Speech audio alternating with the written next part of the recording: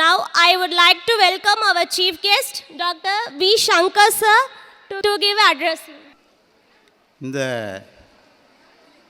ஆண்டு விழாவில் தங்களுடைய குழந்தைகள் கலந்து கொண்டு உங்களை மகிழ்ச்சிக்க இருக்கிறார்கள். அதை பார்ப்பதற்கு பெற்றோர்கள், தந்தை, தாய் மற்றும் கிராண்ட் ஃபாதர், கிராண்ட் பேரண்ட்ஸ் எல்லாருமே வந்திருப்பீங்க. ஸோ இதில் அதிக நேரம் நான் எடுத்துக்கொள்ள குறுக்க நிற்க விரும்பவில்லை. முதலில் இந்த விழாவை சிறப்பாக ஏற்பாடு செய்த மலர் மெட்ரிகுலேஷன் ஹையர் செகண்டரி ஸ்கூல் நிறுவனத்தை சேர்ந்த அனைத்து டைரக்டர் அவர்களுக்கும் மற்றும் இங்கு பணியாற்றுகின்ற ஆசிரியர் பெருமக்கள் மற்றும் அனைத்து பணியாளர்களுக்கும் மற்றும் இந்த விழாவில் கலந்து கொண்டு சிறப்பிக்க மகிழ்ச்சியாக இருக்க வந்துள்ள குழந்தைகளின் பெற்றோர் மற்றும் கிராண்ட் பேரண்ட்ஸ் அனைவருக்கும் என்னுடைய தாழ்மையான வணக்கத்தை தெரிவித்துக் கொள்கிறேன்.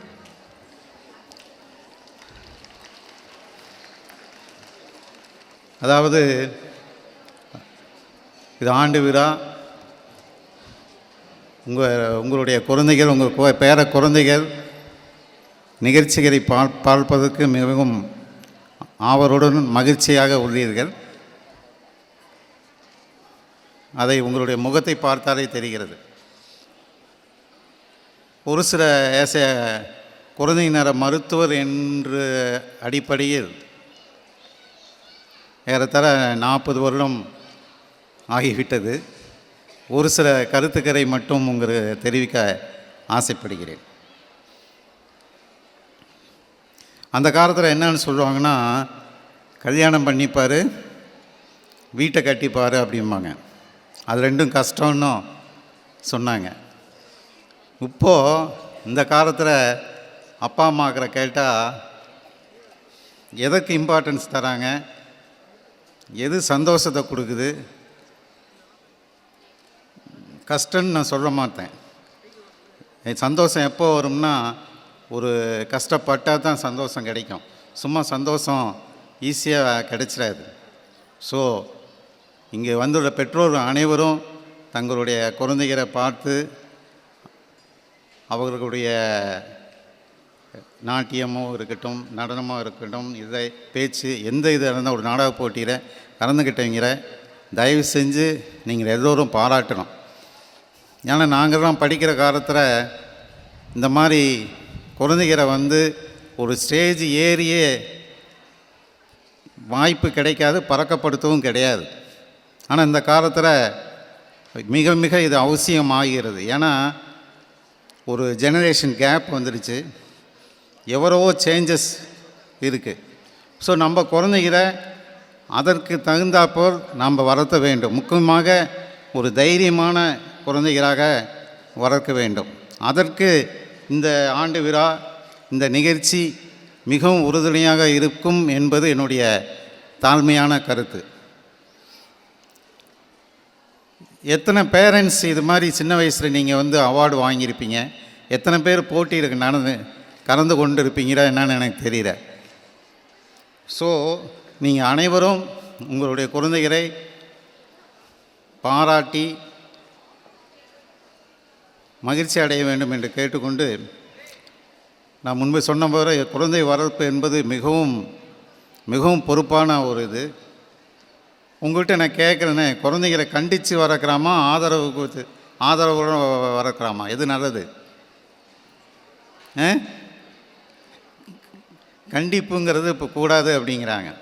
நாங்கள்லாம் படிக்கிற காலத்தில் எங்கள் அப்பா அம்மாவெல்லாம் பள்ளிக்கூடத்தில் கொண்டு என்னென்ன சொல்லுவாங்க, 2 கண்ணை மட்டும் விட்டுருங்க சார் அப்படின்ட்டுருவாங்க. ஆனால் இப்போ அப்படி கிடையாது.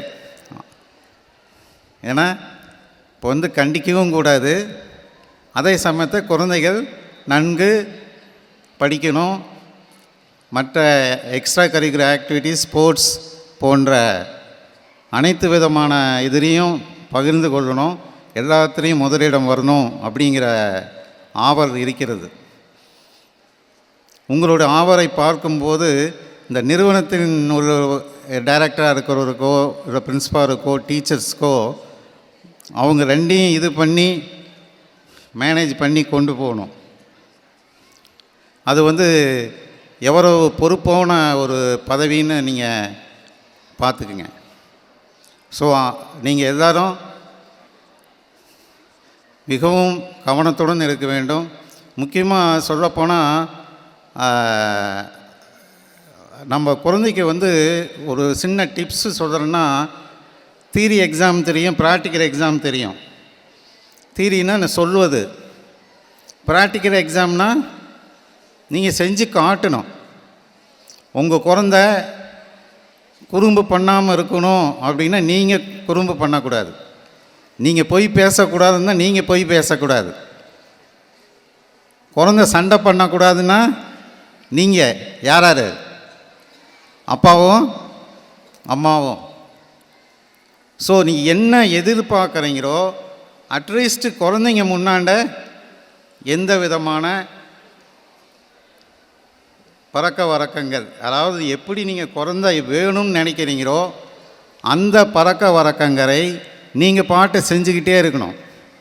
காலையில் எந்திரிக்கிறீங்களா, பெட்டை வந்து சுத்தம் பண்ணி வைங்க, பெட்ஷீட்டை படித்து வைங்க, ப்ரெஷ் பண்ணுங்க. அதை பார்த்துக்கிட்டு குழந்தை கற்றுக்கும்.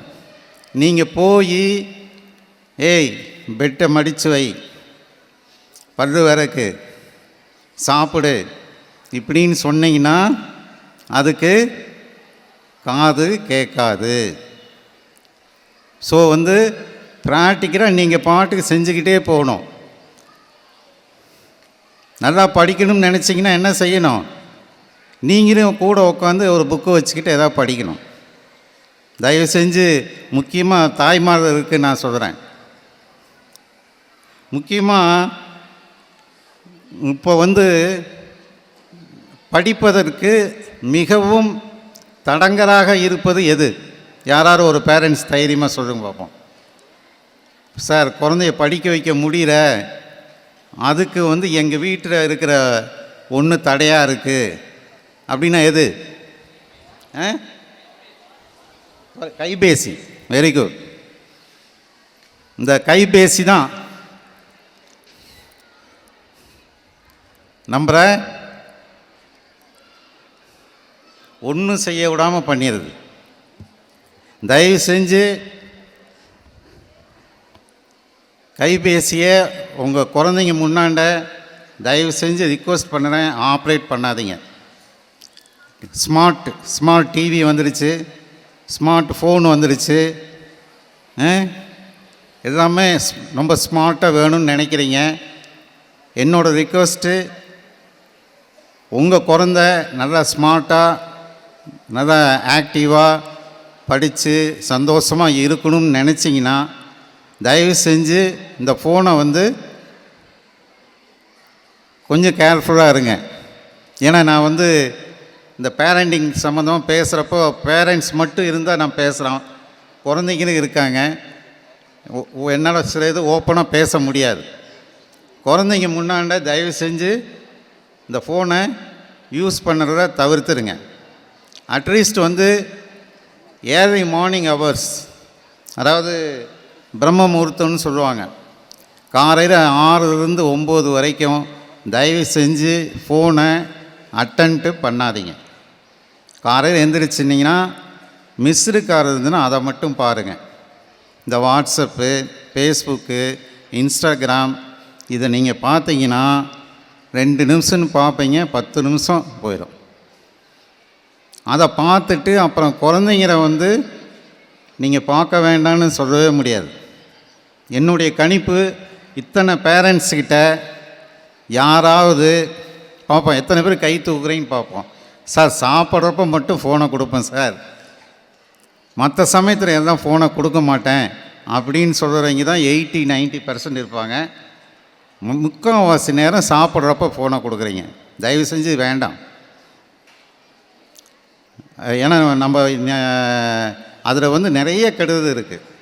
அந்த நெட்டு நம்ம ஆன் பண்ணி வச்சுருக்கோம்ல, அதில் வந்து வேவ்ஸ் கண்ணுக்கு தெரியா வேவ்ஸ் போகுது, உங்கள் பிரெயினை பாதிக்கும். நிறையா சொல்ல போகிறான் உங்களுக்கு ஒரு இதாகவே இருக்கும். அதாவது அது நேரம் வந்து பிரெயின் மூளை அதிர்வுகள் வந்து நிறையான ஏடிஹெச்டி, ஆட்டிசம் அந்த மாதிரி வியாதிகள் தான் வருதுங்கிற மாதிரி இன்னும் ஸ்டடி பண்ணிக்கிட்டே இருக்காங்க. தயவு செஞ்சு இந்த ஃபோனை யூசேஜை வந்து நீங்கள் கொஞ்சம் கண்ட்ரோல் பண்ணிங்க. அதுக்கு நீங்கள் என்ன பண்ணணும், ஆக்டிவாக நீங்கள் குழந்தையோட குவாலிட்டி டைம் ஸ்பெண்ட் பண்ணுங்கள். இது அப்பா அம்மா 2 பேரும் செய்ய வேண்டிய கடமை. ஒரு பரமுறை சொல்லுவாங்க, எந்த குழந்தையும் நல்ல குழந்தை தான் மண்ணில் பிறக்கீரே, நல்லவராவதும் தீயவராவதும் என்ன பாட்டுங்க தாத்தாக்க தான் சொல்லுங்கள், நல்லவராவதும் தீயவராவதும் அன்னை வர குழந்தை. இது அந்த பாட்டு எப்போ வச்சுருந்தா சார், இதை தான் நான் எனக்கு 66 வயசு ஆகுது, அதுதான் 30-40 வயசுக்கு முன்னே சொன்னது. தயவு செஞ்சு அதை மாற்றிடுங்க. நல்லவராவதும் தீயவராவதும் பெற்றோர் கையில், புரிஞ்சுக்குங்க. ஸோ அப்பாவுக்கும் ஈக்குவலாக கடமை இருக்கிறது அப்படிங்கிறத தயவு செஞ்சு புரிஞ்சுக்குங்க. குவாலிட்டி டைம் ஸ்பெண்ட் பண்ணுங்கள். காலையில் எழுந்திரிச்சிங்களா, எத்தனை பேர் உங்கள் 3 வயசு 4 வயசுக்கு குட் மார்னிங் சொல்கிறீங்க? ஒரு கட்டி பிடிச்சி ஒரு கிஸ் பண்ணுறீங்களா? தயவு செஞ்சு பண்ணுங்கள். வாயை திறந்து பேசுங்க. நீங்கள் குழந்தைங்க இருக்கிறப்ப போய் ஃபோனை எடுத்து வச்சுக்கிட்டு உட்காந்துக்கிட்டு பேப்பர் படிக்கிறதோ ஏதோ வேண்டாம். அங்கே உங்கள் வீட்டில் உங்களோட இருக்கப்போ அப்பா அம்மா 2 பேரும் தயவு செஞ்சு குவாலிட்டி டைம் ஸ்பெண்ட் பண்ணுங்கள். பணம் முக்கியம் நீங்கள் நினைக்கிறீங்க, கட்டாயம் கிடையாது. பணம் இருக்கிற வீட்டில் மகிழ்ச்சி இருக்கான்னு கேட்டால் கிடையாது. இது என்னுடைய தாழ்மையான கருத்து. ஸோ எல்லா அப்பா அம்மாக்களும் அட்லீஸ்ட் குழந்தைங்க முன்னாண்ட அவங்கக்கிட்ட பாசத்தை காட்டுங்க, விளையாடுங்க, வெறியை கூட்டிகிட்டு போங்க, பொய் பேசாதீங்க. அதாவது நீங்கள் என்னென்ன குழந்தை செய்யணும்னு விரும்புகிறீங்களோ அதை நீங்கள் செஞ்சு காமிச்சிடுங்க. ஆட்டோமேட்டிக்காக அது டியூன் ஆயிரும். புரிஞ்சுதா? அதனால் குழந்தைங்க முன்னாண்ட குவாலிட்டி டைம் ஸ்பெண்ட் பண்ணுங்கள். அடுத்தது, எத்தனை பேர் தாத்தாக்கள் பாட்டிக்கள் வந்திருக்கீங்க? கை தூக்குங்க. வெரி குட், நிறையான பேர் வந்திருக்கீங்க. குழந்த யாரை ரொம்ப பிடிக்கும்? அப்பாவா, அம்மாவா, தாத்தாவா, பாட்டியா? இந்த அப்பா அம்மாவுக்கு ஓப்பனாக சீக்ரெட் சொல்லிடுறேன். குழந்தைங்க இருக்குது, யாரை திரும்ப பிடிக்கும்? தாத்தா பாட்டிக்கு தான் பிடிக்கும். நல்லா புரிஞ்சு வச்சுக்குங்க. ஏன்னா என்ன காரணம்னு சொல்லுங்க. என்ன தப்பு செஞ்சால் தான் அப்புறம் திருந்திக்க முடியும். அந்த தாத்தா பாட்டி என்ன செஞ்சுருப்பாங்கன்னா, சின்ன வயசில் உங்களை ஓவராக கண்டிச்சிருப்பாங்க, தேவையில்லாமல் அடிச்சிருப்பாங்க. அது நேரம் தாத்தா பாட்டி என்ன பண்ணுவாங்க, சரி இந்த வீடியோலாம் போடுவாங்க. அந்த குழந்தை எங்கேயோ ஊருக்கு போயிட்டு வரும், அவங்க அப்பா அம்மா கையை தூக்கிட்டு போவாங்க, அவங்க அப்பா அம்மாட்ட போகாது, நேராக தாத்தா பாட்டிக்கு தான் வரும். அது நல்லா புரிஞ்சுக்குங்க. ஸோ தயவு செஞ்சு அந்த பழைய காலத்தை மாதிரி கண்டித்து குழந்தைகளை வளர்த்த முடியாதுங்கிற இந்த ஒரு பாயிண்ட் தெரிஞ்சுக்குங்க. அடுத்தது ரோல் மாடல். நான் முன்னே சொன்ன மாதிரி குழந்தைகளுக்கு என்னென்ன நல்லா படிக்கணும்னு நினைக்கிறீங்க, விளையாடணும்னு நினைக்கிறீங்கன்னா நீங்கள் ரோல் மாடலாக இருங்க. எத்தனை பேர் வாக்கிங் போகிறீங்க? கை தூக்கும் பார்ப்போம். வாக்கிங் இதை ஒர்க் அவுட் பாருங்கள், ரொம்ப கம்மி. தயவு செஞ்சு உடம்பு, உங்கள் வாழ்க்கை துணை யாருன்னு தெரியுமா? யாராவது பதில் சொல்லுங்கள். கணவன மனைவியா? கடைசி வரைக்கும் கூட இருக்க போகிறது யார்? உங்களுடைய 2 பாதங்கள் தான். 2 பாதங்கள், ரெக்கு, கால்கள். நீங்கள் கடைசி வரைக்கும் வாக்கிங் பண்ணுங்கள், ஏதாவது வீட்டில் எக்ஸசைஸ் பண்ணுங்கள், ஆக்டிவாக உங்கள் உடம்பை நல்லா பார்த்துங்க. உடம்பு நல்லா இருந்தால் தான், சுவர் இருந்தால் தான் சித்திரம் வரையின்னு பரமுறை சொல்லுவாங்க. ஸோ உங்கள் உடம்பை பார்த்துக்குங்க. உங்கள் உடம்பை பார்க்காம போனீங்கன்னா, இந்த காலத்தில் நான் சொல்வது கஷ்டமாக இருந்தால் கூட சொல்கிறேன், யாருமே கவனமாக பார்த்து கொள்ள மாட்டார்கள். ஸோ உங்கள் உடம்பை தயவு செஞ்சு பெற்றோர்கள் பார்த்துக்குங்க. அது வந்து முக்கியமான ஒன்று. அடுத்தது வந்து அந்த குழந்தைக்கு சந்தோஷத்தை கொடுங்க. நீங்கள் வெளியே கூட்டிகிட்டு போங்க. நீங்கள் அதாவது நீங்கள் சொல்கிறது என்ன சொல்லி கொடுறீங்க தெரியுமா? தவறான இதை சொல்லி கொடுங்க. நல்லா படிச்சுன்னா சினிமாவை கூட்டி போகிறேன், இதுனா சிக்கன் 65 வாங்கி தரேன், அப்படி இப்படின்னு தவறுதாக சொல்லிடுறேன். உங்களுக்கு முக்கியமாக ஒன்று சொல்கிறேன், உடல்நலம் ரொம்ப ரொம்ப முக்கியமாக நம்மளாக கெடுத்துக்கிறோம். அதாவது 4-5 டிப்ஸ் மட்டும் சொல்லிடுறேன் உங்களுக்கு. தயவு செஞ்சு சுகரை வந்து ரொம்ப குறைங்க. சுகரை வந்து குழந்தைங்களுக்கு கொடுத்து பழக்கப்படுத்தாதீங்க. அதுவும் பர்டிகுலராக சாக்லேட், இந்த காலையில் அந்த பிஸ்கட் எல்லாமே உண்மையான சுகர் கிடையாது. நல்லா தெரிஞ்சுக்குங்க. அது நேரம் உங்கள் பிரெயின் பாதிக்குது, கான்சன்ட்ரேஷன் இல்லாமல் போகும், மெமரி பவர் இல்லாமல் போயிடும். நான் முன்ன சொன்ன மாதிரி நிறையான பேர்கிட்ட வந்து இந்த ADHD ஆட்டிசம்ங்கிற குறைபாடு உள்ள குழந்தைங்க வேறு அவங்க சொந்தக்காரங்க வீட்டில் கூட பார்ப்பீங்க. அது வந்து இப்போ வந்து சுகர் அதிகமாக சாப்பிட்ற குழந்தை, ஃபோன் அதிகமாக யூஸ் பண்ணுறவங்க, விளையாடாமல் எந்நேரம் டிவி பார்த்துக்கிட்டு இருக்கிற குழந்தைங்களுக்கு அதிகமாக இருக்குது அப்படிங்கிறாங்க. ஸோ சுகரை குறைச்சிக்குங்க. அடுத்தது இன்னொரு இது சொல்கிறேன். இப்போ நாங்கள் வந்தோம், டைரக்டர் சார் ரூமில் உட்காந்துருந்தோம், எல்லோருமே காப்பி குடித்தோம். என்ன காப்பி குடித்தோம் தெரியுமா? ஒவ்வொருத்தரும் ஐயோ பால் வேண்டாம், மில்க் வேண்டாம், எல்லாமே வர காப்பி, லெமன் டீ அப்படி தான் சாப்பிட்டோம். ஏன்? சுத்தமான பால் கிடையாது. நம்ம கிடைக்கிற பால் வந்து நிறையான பால், சுத்தமான பால் கிடையாது.